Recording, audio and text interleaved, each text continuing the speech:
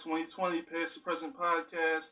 And as we have started the last 2 years or 3 years of podcast, you know we got to bring back one of my favorite comedians in the game right now, the wonderful Tynee Tia. Welcome back to the Past the Present podcast. Thanks for having me. What's going on? There's been a lot going on with you since the last time we met, last time we talked. We had the debate over surviving R.Kelly, which was an epic show. I actually went back and watched the show. I was like, yo, that show was crazy. We had that show, but we're going to talk about the new surviving R.Kelly because since last time, there's a whole new documentary. But more than that, there's a lot going on with you. I've been keeping up with your comedy. What's been up with you since last time we talked to you? Oh my God, a lot has happened. So much has happened. My comedy career is taking off. And I actually incorporated an R.Kelly joke.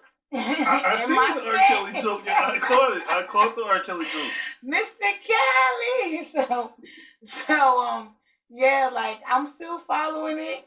I'm still keeping up on it. And it helps me kind of like, you know, push forward in this dynamic that I'm trying to do with the female comedian. And I have hooked up with so many great people. I am producing my own show now. Nice. It's called Jokes Over Drinks, everyone. It's at Cool J's After Dark on Route 40 in Wilmington, North Delaware. Come out. You know, the second show is going to be January 17th. We sold out our shows before that. And we're just excited about that. So now I have a team. Nice.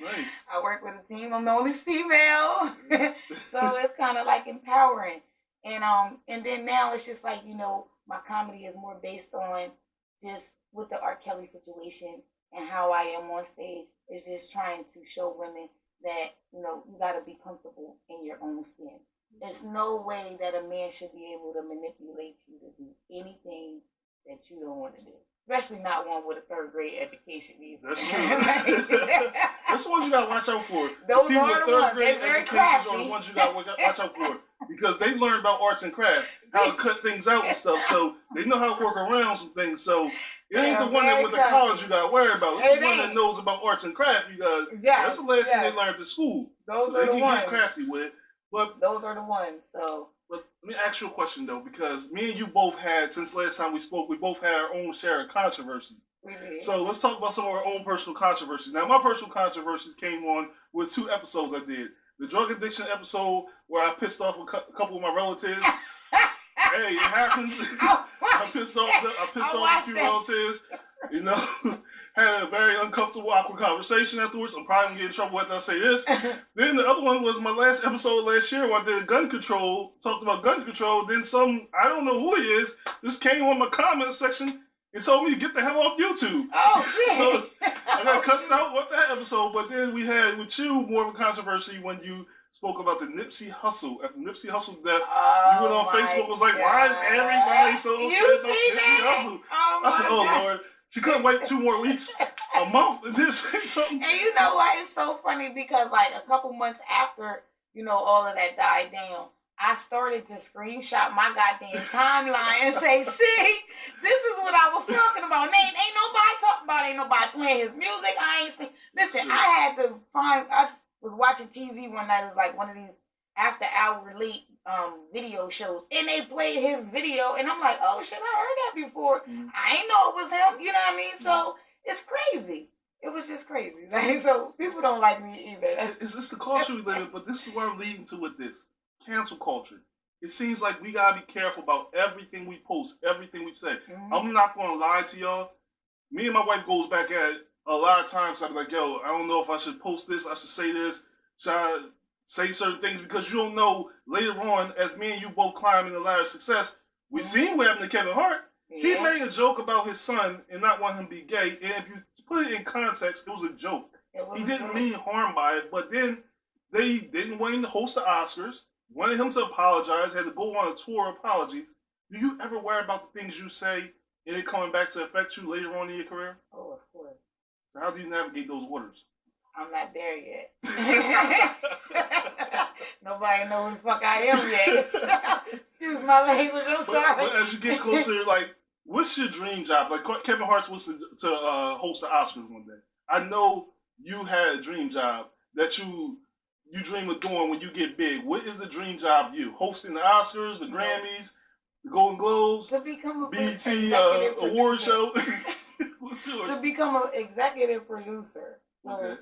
I'm like different. Some people come from behind the camera, in front of the camera. I want to go from in front of the camera to behind the camera. You can talk to my wife. That's exactly what I'm trying to do. But that's dope though. But do you worry about, even when you call behind the camera, that one day somebody's gonna pull up an old tweet, old Facebook, and be like, "Well, why am I working for you? And you made these jokes about the R.Kelly, and as a woman, I feel offended." Do you ever worry about that?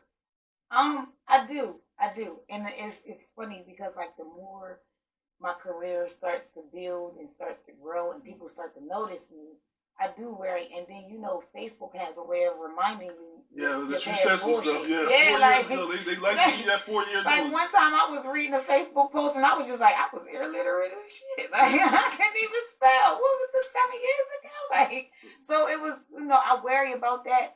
But then I also, I work for an amazing company, and they like have so many different like acronyms for different things, and they just tell us like live by the KISS factory. The KISS factor. Do you know what the KISS factor is? No, I don't know what that is. Keep it simple, stupid. I call stupid on my own show. Post in the comments, on my own show. I call stupid. No. It's not calling nobody stupid. It's just saying like you stupid if you can't keep it that simple. Like if you want to take something that I said 20 years ago, very personal, that's your own personal crap. Like so that ain't got nothing to do with me. I'm living a simple life here. You know what I mean? So I worry about it.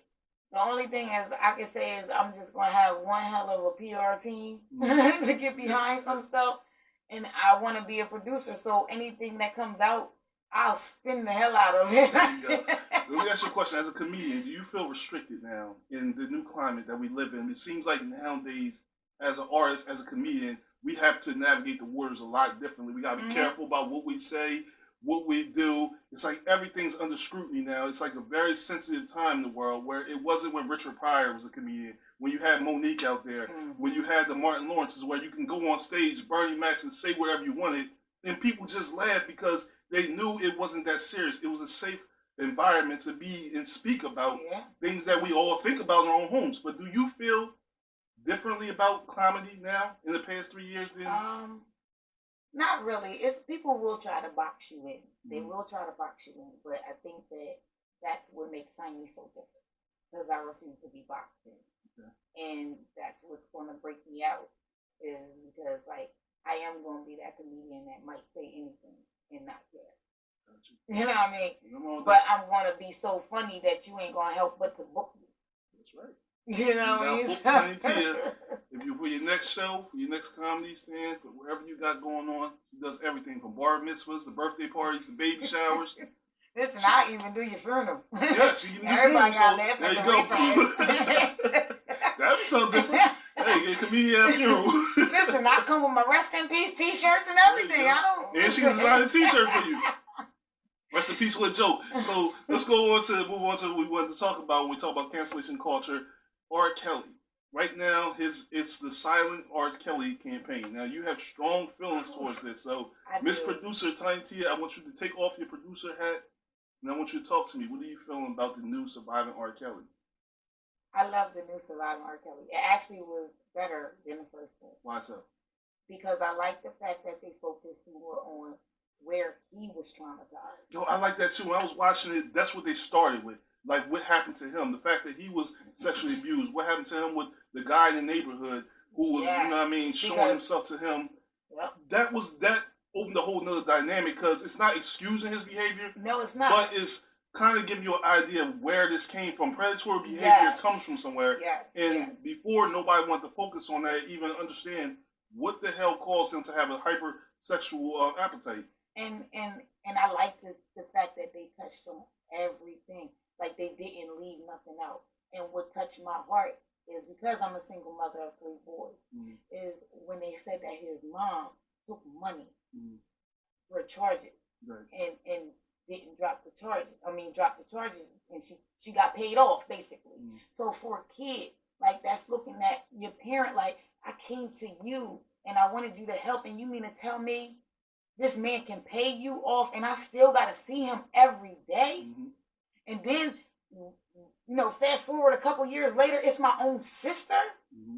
That's because they kept blanking her name out. Mm-hmm. But that was their sister, their older sister, molesting them. Mm-hmm.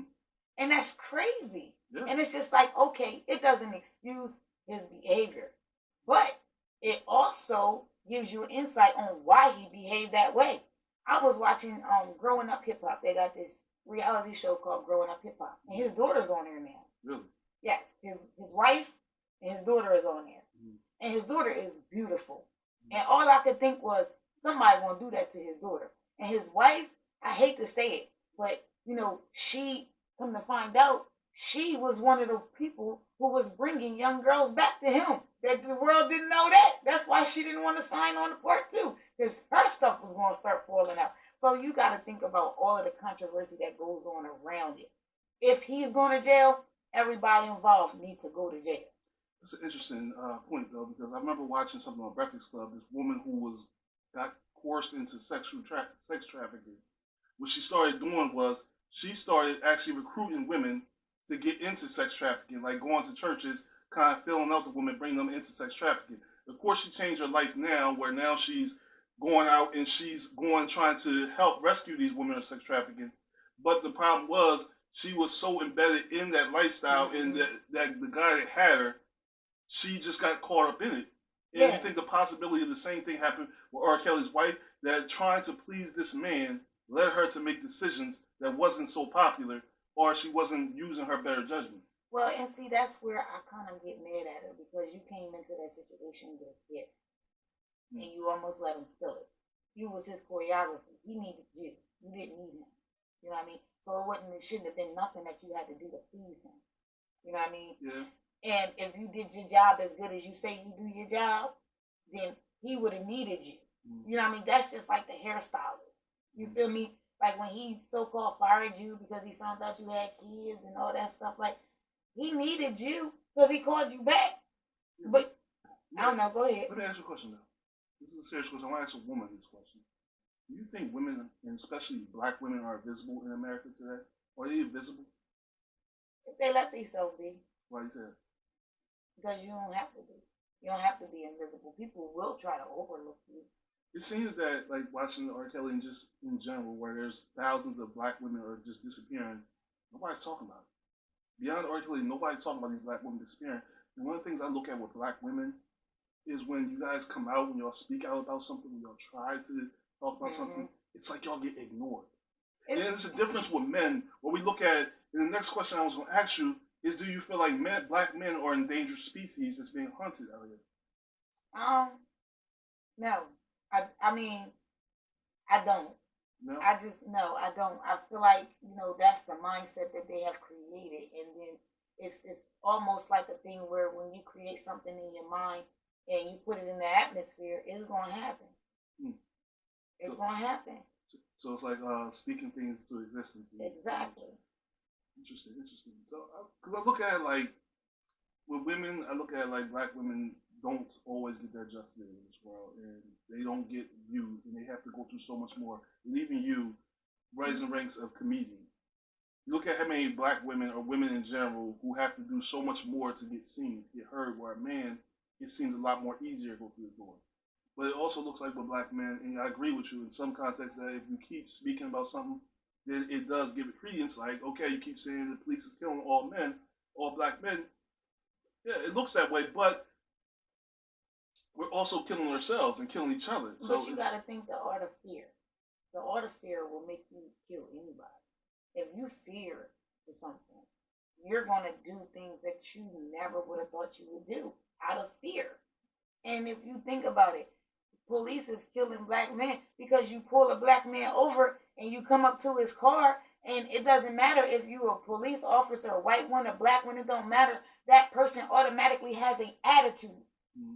You starting the conversation off wrong. Mm-hmm. Why you pull me over? And I'm saying I'm guilty for it. It's in our, I don't know if it's in the melatonin in the black people. I don't know if anger just runs through our blood. But it's like we get angry for our own shit. What was we really doing to get pulled over? I mean, we probably was speeding. You probably ran the ticket, ran the light. But my point is, why you pulled me over for running like that? No, that's what you. But just like I don't feel like they should lock me up for driving drunk. But shit, I mean, like we could get agreed with this. It was only 2 drinks though. Right? No, don't try and drunk you. But and if you do, make sure you're close to home. don't listen to her. Don't drive drunk at all. But the point is, I think a lot of the frustration comes from years of dealing with and being harassed by police, and also seeing it. It automatically triggers. It triggers an emotional reaction, especially as a man, where you just probably had just enough. You know what I mean? You ever been in a situation where you just had enough of somebody just treating you bad? You know, you was dating this guy and he was treating you bad. And you just like, you know what?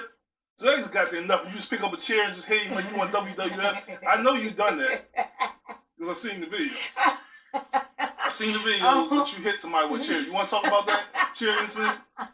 What chair? She's gonna say, I guess you don't know now. We're gonna pull up her Facebook and post it on the I mean, I tried to hit the Metro lady with a fucking with a phone with a. Why you trying to hit the Metro lady with a display phone? With a display phone. Why did you try to hit the Metro lady with a display phone? It's a video circulating out there. I'm trying to tell you. Tynee Tia, man. Now that's what I do worry about when I do get there, and that's that video that's going to drop. We gotta get you a PR person right now. Man. We do have to get one, like literally. You could, like clean your browser history and everything right now because you. God's doing it. So you talked about trying to be an executive and want to be executive and that you're trying to get behind the camera. You don't want to stay in front of the camera. Why don't you want to stay on the stage where so many people want to be celebrities? They want to be seen. They want to be popular. Why are you trying to get behind the camera? I just feel like I got more of a gift behind the camera. Explain. I like to edit. I like putting videos together. I like to when I watch reality shows, and that's where behind the camera comes for me. I want to be the first creator of my own reality show. I've probably been told it. Now I'm saying it on camera. This is my poor man's copyright. You better not steal my idea. But I wanted to be the first, person to bring a full professional, loving hip hop, Black ink type reality show out of the DMV area, and it will be based out of Delaware, Jersey, Philly. Well, no, not Jersey. Delaware, Maryland, Virginia. Delaware, Maryland, and Virginia. So you wouldn't go DMV to Delaware, Maryland, and Virginia. DMP, like what you doing? Like, cause the D in DMV is really DC. It's not really so Delaware. It's not you really know. You're right. So you caught me on that one. I want to do Delaware, Maryland, and Virginia. I'm not so much in Virginia because I'm really trying to focus on places that are not being seen on these other reality shows. They visit Maryland. They visit Virginia. They visit, how many people do you see visiting Delaware where it pops up like in Delaware? You know what I mean? No, you don't. Orange State. Everything shuts down at 9 o'clock in Delaware. So, if you're out of bed after 9 o'clock in Delaware, you most likely going to get arrested. Well, because you're up to no good. You're absolutely right about that. That's probably why you didn't bring no cameras in Delaware. Like, you're going to get arrested if you're outside at 9:30 at night on camera on Delaware. Well, see, that's the thing. Because, then you have other places. Like I said, I'm a part of a team now, and one of my team and business partners has a venue where we run an open mic every Friday, and we're sometimes in the venue until 1 o'clock in the morning. That's something that will be popping off. That's something that you can record. Like, we just recorded our promo for Jokes Over Drinks where we all sat around and it looks like we were all drinking and stuff and we were talking. And it looked like once the promo was done, like I loved it. I loved the way it looked. I loved the way it's the feel to it. Now the Joke Over Drink name is like really setting in for me because like when my team first came on, I was like, Jokes Over Drinks? Like, stupid. Like. So let me ask you something. Jokes Over Drink, because you mentioned Jokes Over Drink. That means that when y'all at the show, y'all doing comedian, but nobody has anything to drink. Like there's no alcohol involved. No, there's alcohol. Okay, so there is alcohol involved. So yes. I'm kind of confused on Jokes Over Drink. So you telling me I gotta listen to jokes, but I can't drink if I come to your show? No. This is what it is. It's like you're listening to jokes. Okay. Over drink. Okay, so you have drinks too, or do you have water there? Yes, it's water there. Juice. Yes, and listen, this is the catch to it. This is the catch to it, though. It's an ice cream shop. So there's that ice cream? Because why is that jokes over ice cream? Why are we doing drinks in the ice cream shop? We getting drunk in the ice cream shop? Because it's the ice cream shop that changes into an after dark spot where it's now karaoke, it's open mic, it's comedy shows, little different events. And that's when the alcohol starts to come into play, because during the day it's ice cream. You can bring your kids, get some ice cream, but after dark, everything changes. See, that's why I was saying about Delaware. After 9 o'clock, things get a little sketchy. See, she said the show lasts till 1 o'clock. She up in the ice cream shop talking about jokes over drinks. So you bring your kids for ice cream in the morning at 9:30. Sit them in the car and come back and get some drinks. They're slipping some Hennessy under the table. So what are we getting? Ice cream with some drinks. So do y'all have like alcohol version ice cream up in that piece?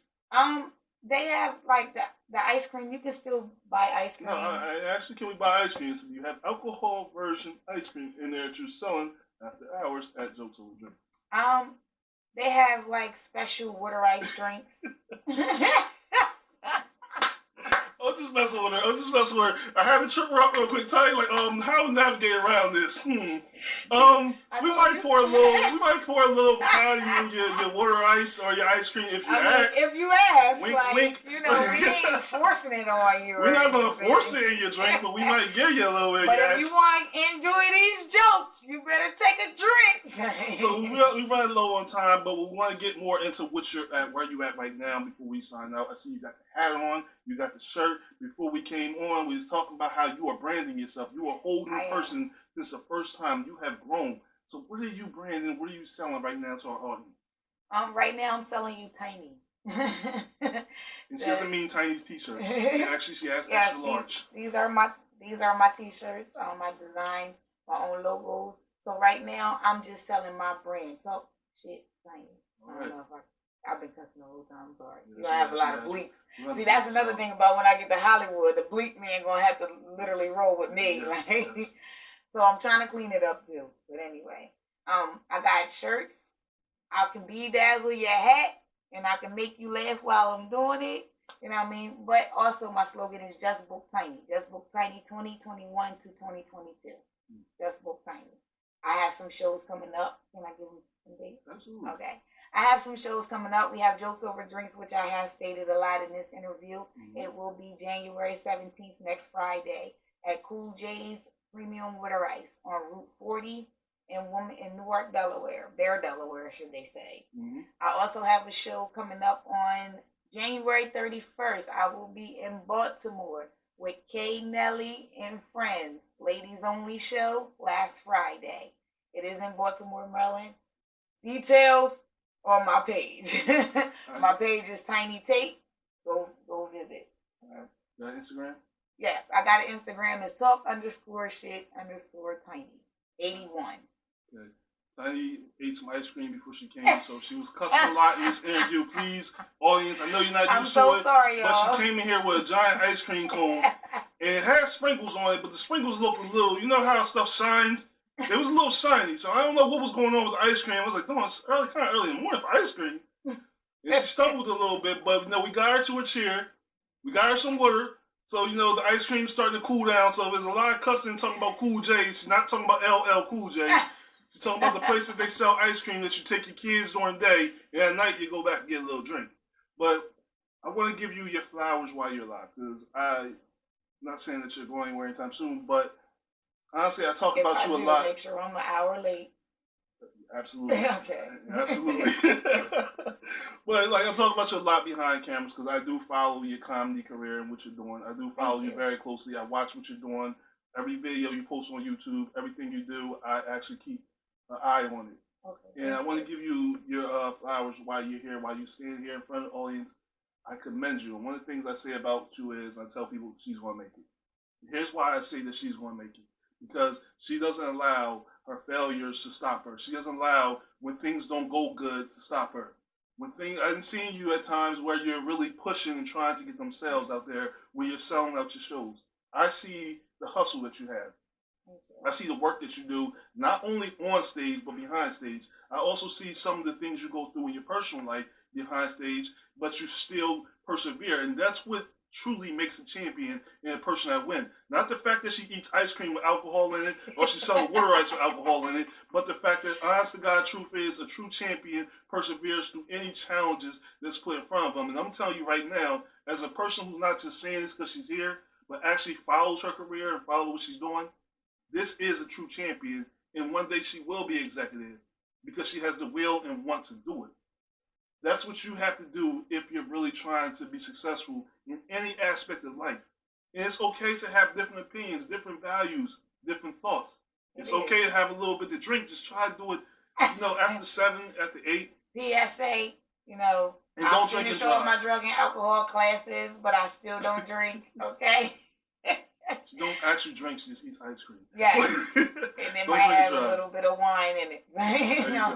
There you go. But the truth of the matter is, I really appreciate you for all that you've done. You have shown mad support and love to my show.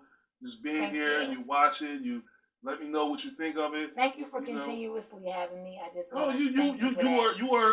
you are forever. You have a forever pass here. We give you a card afterwards. I have the card in my wallet. I know. I think one of my kids pickpocketed me. But you're forever a guest. But I got one more question before we end it up. We run low. I got a question, okay? Okay. I did a show about Martin Luther King, and it's going to be released soon. But real quick, I got to ask you this question because I had a conversation with my children about finances.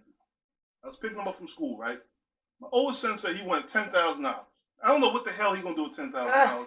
Then my youngest son said he wanted $165,000. I need your advice, okay? I asked him, my youngest son is 5 years old. I said, what the hell are you going to do with $165,000?